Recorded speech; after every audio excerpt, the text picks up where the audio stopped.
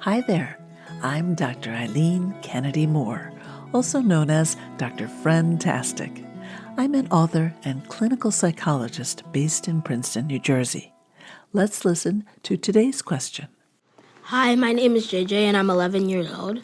And my question is, what do I do if my best friend all of a sudden stops playing with me? Hi, JJ.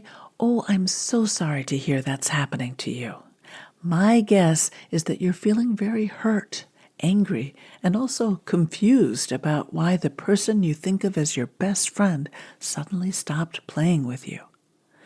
Suddenly cutting someone off with no explanation is a mean thing to do.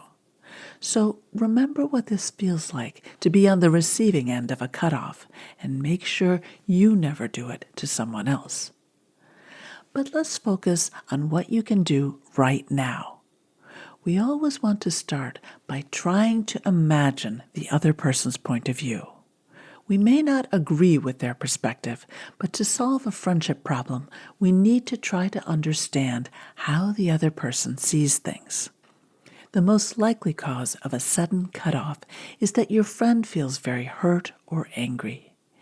Is it possible that you might have accidentally done something that maybe seemed like no big deal to you, but it upset your friend a lot? If you can think of something that you did that upset your friend, then you can apologize for it. A sincere apology is often the fastest way to resolve a conflict. Sometimes kids don't want to apologize because they think saying they're sorry means admitting that they're a terrible person and completely wrong and the other person is completely right. But that's not true. An apology expresses caring for the other person. I'm sure you weren't trying to be mean to your best friend, so of course you're sorry that your actions hurt him. So then the question is, how and when should you apologize? Rolling your eyes and saying, sorry, is not a good apology. A good apology has the words, I'm sorry for. Then you can say whatever it is you did in a calm and serious way so your friend knows you mean it. You could also explain what you're going to do differently from now on. What if you truly have no idea why your friend is mad? If you don't know what you did, you could try saying to your friend, it seems like I've done something to upset you. I don't know what it is, but I'm very sorry for hurting your feelings. Can you tell me what the problem is so I can try not to do it again?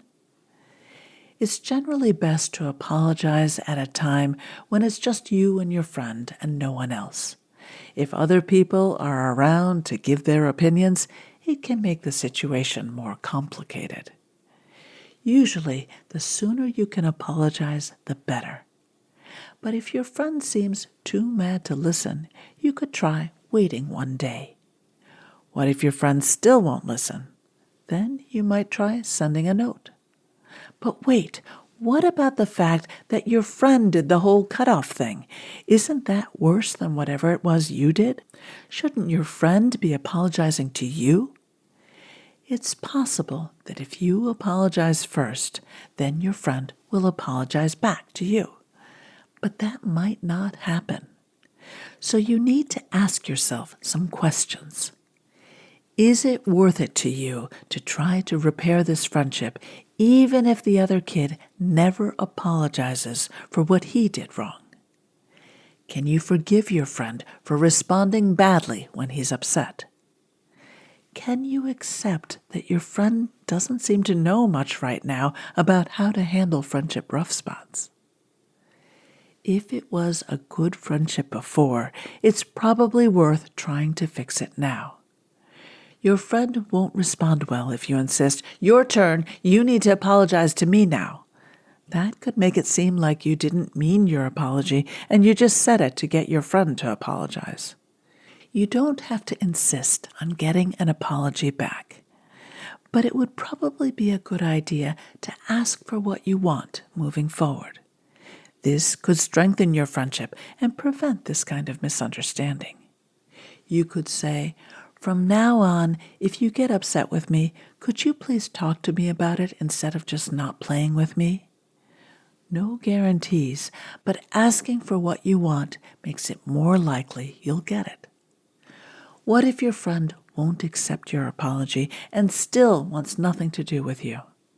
Well, at least you'll know you did everything you could to try to repair that friendship.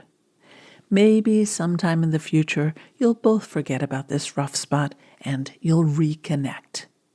When your friend seems less angry, you could try just playing with him. That might start up the friendship again.